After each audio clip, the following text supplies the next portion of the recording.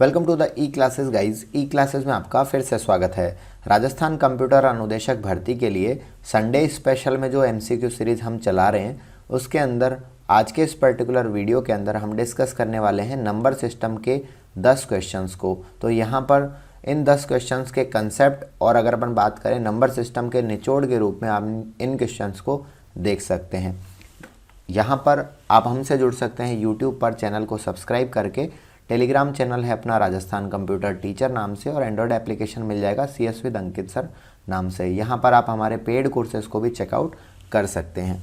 साथियों, जिस तरीके से सिलेबस अभी रिवाइज हुआ है, कहने का मतलब वापस नोटिफिकेशन आया है, तो हमारे पास में एक मोर क्लैरिटी हो गई है। तो इसी के अकॉर्डिंग हम सिलेबस ओरिएंटेड क्लासेस को हमारे कोर्सेज में भी अरेंज कर दिया है।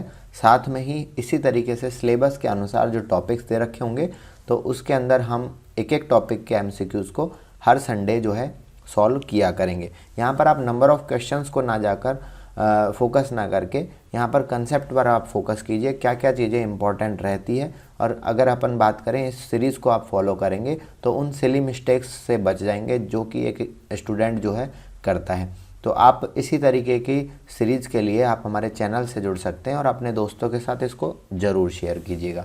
फर्स्ट क्वेश्चन की अगर अपन बात करें तो पहला क्वेश्चन है, निम्न में से कौन father of binary number system के नाम से जाना जाता है।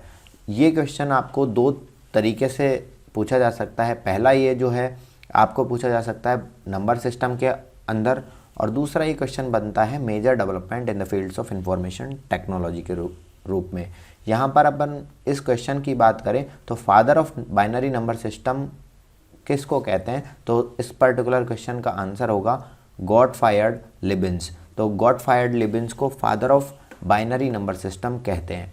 जब बात आती है सिमन स्टीवन की, जो कि है अपना ऑप्शन नंबर ए या फिर फर्स्ट, तो इनको बोला जाता है father of decimal number system.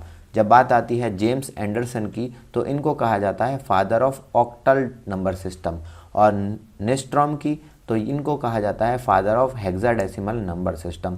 तो यहाँ पर आप देख सकते हैं father of binary number system होते हैं गॉटफ्राइड लिबनिज़। यहाँ पर चारों क्वेश्चन जो आपके बन सकते हैं उनको हमने यहाँ पर डिस्क्राइब कर दिया है। तो आप देखेंगे नंबर ऑफ़ क्वेश्चन 10 नहीं है, यहाँ पे बहुत सारी चीज़ें आपको ज़्यादा ही जानने को मिलेगी। इस पर्टिकुलर PDF को आप डाउनलोड कर सकते हैं हमारे टेलीग्राम चैनल से। तो टेलीग्राम चैनल को आप डाउनलोड करना ज्वाइन करना ना भूलें। तो इस तरीके से हम नेक्स्ट क्वेश्चन की ओर बढ़ते हैं। निम्न में से कौन एक बाइनरी नंबर सिस्टम का संयोग है। इसमें जो पूछने वाली बात ये है कि आपको पता होना चाहिए कि टर्म्स के बारे में। बाइनरी नंबर सिस्टम की अपन बात करें तो इसके अंदर बाइनरी, बाई का मतलब होता है दो, और बाइनरी सिस्टम के अंदर दो तरीके के नंबर सिस्टम के कॉम्बिनेशन से बनता है, जिसके अंदर पहला होता है 0 और दूसरा होता है 1। 0 को और 1 को हम हाई और लो के नाम से भी यहाँ पर जानते हैं। और अगर अपन बात करें जिस तरीके से ये जो कॉम्बिनेशन है, इनके संयोग को हम एक पर्टिकुलर 0 या फिर 1 को हम बिट कहते हैं। तो पहला ऑप्शन है बिट, ये भी सही है। बाइनरी डिजिट इसकी फुल फॉर्म होती है। तो एक क्वेश्चन भी और बनता है कि बिट्स की फुल फॉर्म क्या होती है, तो उसको अपन बोलते हैं बाइनरी डिजिट। ठीक है, तो ये फुल फॉर्म आपसे पूछी जा सकती है। अगर यहाँ पर 4 नंबर ऑफ बिट्स की बात करें तो ये इक्वल होती है 4 बिट्स के, जिसको अपन कहते हैं निबल। ठीक है, तो ये क्वेश्चन बनता है। अगर 8 बिट्स की बात करें तो 8 बिट्स को अपन यहाँ पर ऑक्टेट भी कहते हैं। तो ये बात भी आपको ध्यान में रखनी है। तो इस पर्टिकुलर क्वेश्चन का आंसर होगा उपरोक्त सभी एक संयोग है। तो इस पर्टिकुलर क्वेश्चन का आंसर क्या होगा, उपरोक्त सभी एक संयोग है जो कि बाइनरी नंबर सिस्टम से रिलेटेड है। इसमें आपको देखिए ये फुल फॉर्म वाला क्वेश्चन बन सकता था, ये क्लियर हो गया। निबल वाला क्वेश्चन, ऑक्टेट वाला क्वेश्चन, तो 3 क्वेश्चन यहाँ पर क्लियर होते हैं। क्वेश्चन नंबर 3 है, बाइनरी नंबर सिस्टम में सिग्निफिकेंट बिट के को सीक्वेंस में कहाँ व्यवस्थित किया जाता है। तो इस पर्टिकुलर क्वेश्चन में पहला ऑप्शन है first bit of sequence, option number 2 है last bit of sequence, 3rd है मिडिल बिट ऑफ सीक्वेंस, और अगर अपन बात करें 4th तो ऑप्शन 1 और 2। तो यहाँ पर इस पर्टिकुलर क्वेश्चन को सॉल्व करने के लिए आपको पता होना चाहिए कि सिग्निफिकेंट बिट हम किसको कहते हैं। अगर मैं यहाँ पर रैंडम कॉम्बिनेशन लिखूँ बाइनरी का, जिस तरीके से 0 1 0 0 1 1, ये अगर माने कि कोई एक कॉम्बिनेशन है कहने का मतलब ये बाइनरी की डिजिट्स लिखी गई है। इसके अंदर सिग्निफिकेंट बिट हम कह सकते हैं, जो ये फर्स्ट वाली पोजीशन पे है इसको अपन सिग्निफिकेंट बिट कहते हैं, और लास्ट वाली पोजीशन पे है इसको अपन सिग्निफिकेंट बिट कहते हैं। जब फर्स्ट पोजीशन वाली सिग्निफिकेंट बिट की बात आए तो हम इसको मोस्ट सिग्निफिकेंट बिट के नाम से जानते हैं, और अगर अपन लास्ट सिग्निफिकेंट बिट को हम लीस्ट सिग्निफिकेंट बिट के नाम से जानते हैं। तो ये दो क्वेश्चन बनते हैं एमएसबी और एलएसबी से। तो यहाँ पर इसकी व्यवस्थित जो ये रहते हैं वो फर्स्ट बिट ऑफ सीक्वेंस और लास्ट बिट ऑफ सीक्वेंस यहाँ पर रह सकते हैं। तो ऑप्शन यहाँ पर 4 नंबर का जो है आपका करेक्ट हो जाएगा। तो मैंने आपको बता दिया फर्स्ट और लास्ट में वैसे तो ये दोनों ही सिग्निफिकेंट बिट है, बट इनके नाम भी होते हैं एमएसबी और एलएसबी, जिसको मैंने आपको यहाँ पर बता दिया। तो इतनी बातें सिग्निफिकेंट बिट के बारे में आपको बता होनी चाहिए। नेक्स्ट जो है क्वेश्चन नंबर 4 है, बाइनरी नंबर को डेसिमल नंबर में बदलते समय हम कौन से मेथड का यूज़ में लेते हैं या कौन से मेथड का उपयोग करते हैं। तो binary to decimal number system में हम जो मेथड का उपयोग करते हैं वो करते हैं मल्टीप्लिकेशन मेथड। तो ऑप्शन ए इस पर्टिकुलर क्वेश्चन का आंसर हो जाएगा। अगर क्वेश्चन आता डेसिमल से बाइनरी नंबर सिस्टम में हम बदलते समय कौन से मेथड का उपयोग करते, तो हम उसमें करते हैं डिवाइड मेथड का। तो ये बातें आपको पता होनी चाहिए। दोनों मेथड का उपयोग करते हैं, ये इस पर्टिकुलर क्वेश्चन का आंसर नहीं होगा। अगर नेक्स्ट क्वेश्चन की बात करें, क्वेश्चन नंबर 5, तो यहाँ पर एक सीक्वेंस दे रखा है बिट्स का, जिसको अपन कहें 1 0 1 1 0 1। जो अभी तक हमने पढ़ा इसके अंदर टोटल नंबर ऑफ बिट्स कितनी है, 1 2 3 4 5 6। ठीक है, अब यहाँ पर 6 बिट्स का ये कॉम्बिनेशन है, संयोग है। इसके अंदर ये वाली जो 1 बिट है इसको अपन बोलेंगे MSB जो कि फर्स्ट पोजीशन पे है, और ये वाली है इसको अपन बोलेंगे LSB लिस्ट सिग्निफिकेंट बिट। जब इस बिट को डेसिमल में बदलना है, कहने का मतलब हम इस कॉम्बिनेशन से, इस बाइनरी कॉम्बिनेशन से हम जाना चाहते हैं इसके डेसिमल इक्विवेलेंट पर। तो हम मेथड का उपयोग में लेंगे, जैसे कि मैंने आपको बताया मल्टीप्लिकेशन। तो इस तरीके से किस तरीके से करते हैं आइए समझते हैं। जब हम मल्टीप्लिकेशन मेथड का उपयोग करते हैं हम शुरुआत करेंगे LSB से। तो LSB की पोजीशन क्या होगी, यहाँ पर ये होगी इसकी 0 पोजीशन पे है, ये फर्स्ट पोजीशन पे है, ये सेकंड पोजीशन पे है, ये थर्ड पोजीशन पे है, ये फोर्थ पोजीशन पे है, और ये जो लास्ट है वो 5th पोजीशन पे है। तो हम शुरुआत किस तरीके से करेंगे, देखिए हम करेंगे 1 × 2 की पावर 0 पोजीशन पे जो लिखा हुआ है यहाँ पर 1 × तो मतलब हम यहाँ पर इस बिट को ले लेते हैं और 2 की पावर 0 पोजीशन पे इसको इस तरीके से मल्टीप्लाई करते हैं। प्लस करेंगे 0 × 2 की पावर फर्स्ट पोजीशन, तो हमने इस बिट को ले लिया तो 0 से मल्टीप्लाई कर दिया।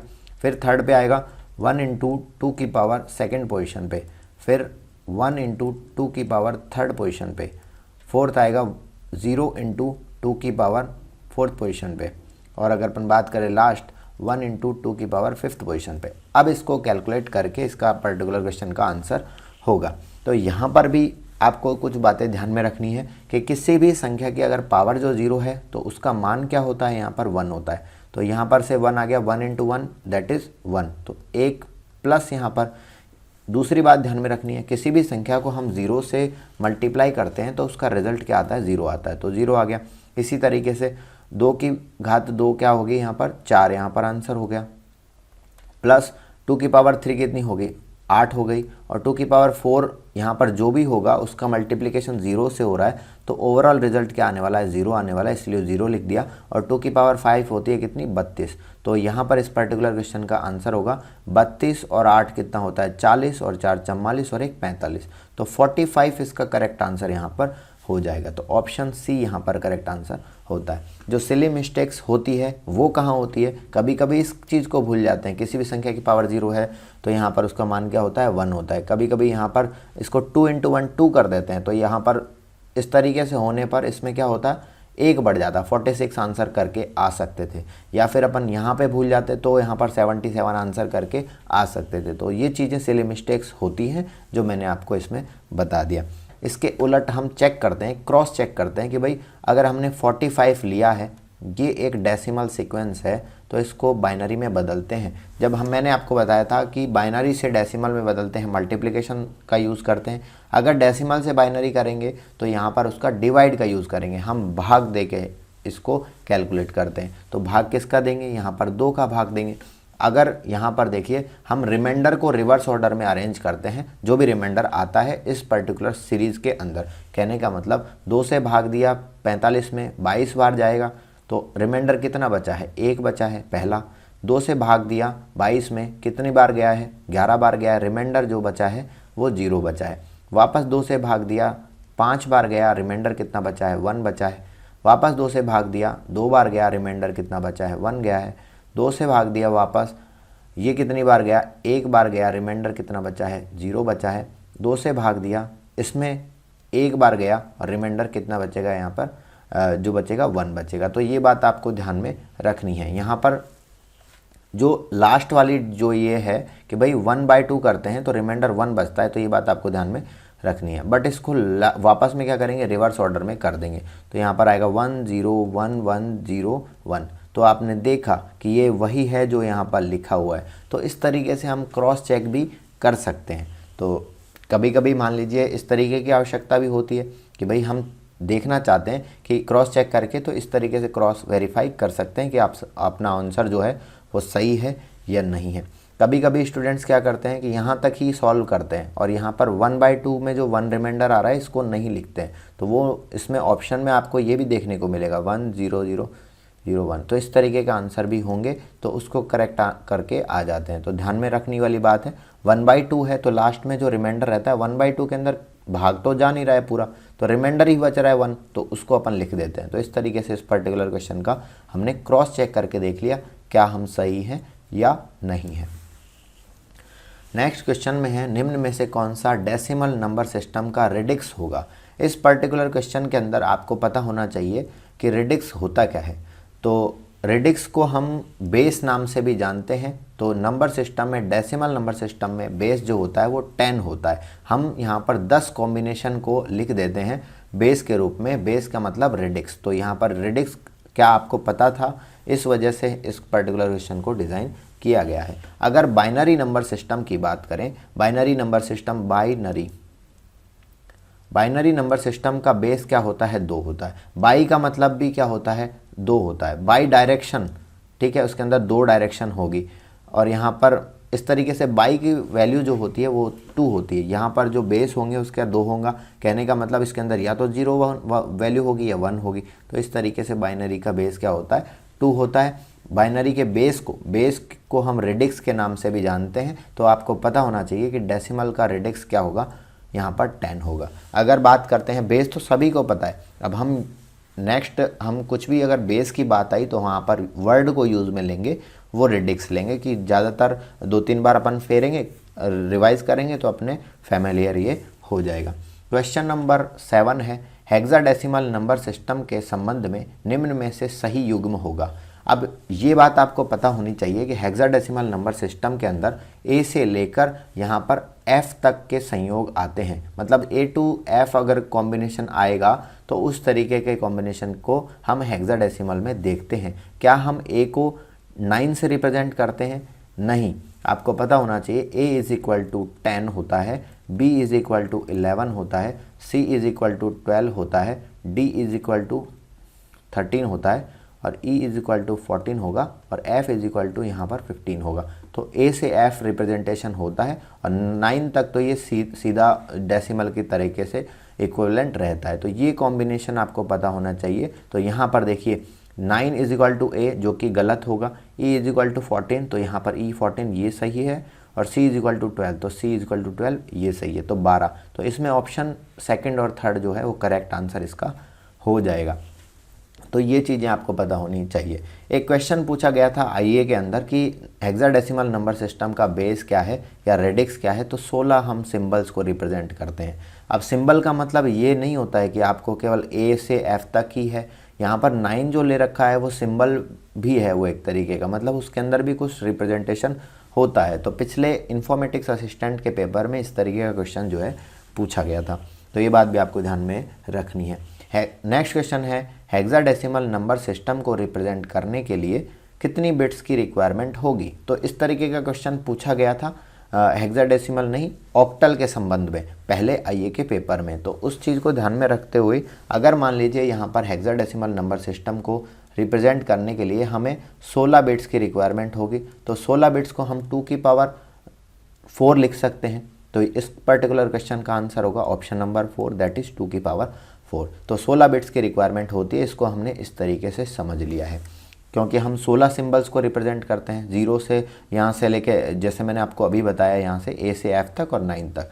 ठीक है, नेक्स्ट जो है क्वेश्चन नंबर 9 है, हेक्साडेसिमल नंबर सिस्टम में कन्वर्ट करते समय हमें कितनी बिट्स के पेयर की आवश्यकता होती है। तो हेक्साडेसिमल नंबर सिस्टम में कोई भी चीज़ हम कन्वर्ट करते हैं तो जब हम पेयर बनाते हैं हमें कितनी बिट्स का पेयर बनाते हैं। सपोज कीजिए मैं ये सीक्वेंस लिख रहा हूँ कुछ,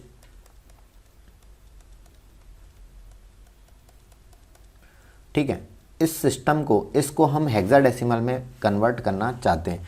जैसे मैंने आपको बताया हेक्साडेसिमल में जो बिट्स की आवश्यकता होती है 2 की पावर 4 होती है। तो यहाँ पर जो कॉम्बिनेशन बनेंगे 4 बिट्स के बनते हैं। तो यहाँ पर देखिए पहला कॉम्बिनेशन ये बन गया, दूसरा कॉम्बिनेशन हमारा ये बन गया, तीसरा कॉम्बिनेशन ये बन गया, चौथा वाला ये बन गया, पांचवा कॉम्बिनेशन ये बन गया। तो इस तरीके से हमारे पास में 5 कॉम्बिनेशन बनेंगे। पेयर जो बनेंगे वो 4 बिट के बनेंगे। ऑप्शन 3 इस पर्टिकुलर क्वेश्चन का आंसर हो जाएगा। इस पर्टिकुलर सीक्वेंस में जो MSB है वो 0 है, LSB है जो क्या है 1 है। तो इस तरीके के हमने जो चीज़ें पढ़ा है उसको रिवाइज कर लेते हैं। अब इसमें जो रेडिक्स की बात करें हेक्साडेसिमल का, वो रेडिक्स दैट इज़ बेस जो होता है कितना होता है 16 होता है। तो ये बात आपको पता होनी चाहिए। क्वेश्चन नंबर 10 है, ऑक्टल नंबर को रिप्रेजेंट करने के लिए कितनी बिट्स की आवश्यकता होगी, कितनी बिट्स की रिक्वायरमेंट होगी। तो यहाँ पर ऑक्टल के अंदर जो रिप्रेजेंट होते हैं 8 सिंबल्स रिप्रेजेंट होते हैं। तो 8 को हम कह सकते हैं 2 की पावर 3। तो यहाँ पर 3 बिट्स की रिक्वायरमेंट होती है। तो इस तरीके से यहाँ पर अगर 3 बिट्स भी आए तो भी वो सही होगा। और इस तरीके से मान लीजिए ऑप्शन 2 की पावर 3 आए तो यहाँ पर 2 की पावर 3 सिंबल्स हम रिप्रेजेंट करते हैं। तो यहाँ पर 3 बिट्स होना चाहिए इस पर्टिकुलर क्वेश्चन का आंसर। तो इसके अकॉर्डिंग अपन 2 की पावर 3 करेंगे। और अगर वैसे इसका करेक्ट आंसर कितना होगा 3 बिट्स की। तो यहाँ पर 3 बिट हम रिप्रेजेंट कर देते हैं, मतलब जो सीक्वेंस चला आएगा वो 3 बिट में ही वो पूरा हो जाएगा। ठीक है, तो इस तरीके से रिप्रेजेंटेशन इसका होता है। यहाँ पर YouTube पर आपको रेलेवेंट स्टडी मटेरियल हमारे चैनल के माध्यम से मिलने वाला है। तो अगर आपको ये पहल पसंद आती है तो आप अपने दोस्तों के साथ शेयर कर सकते हैं और चैनल को सब्सक्राइब करना ना भूलिए।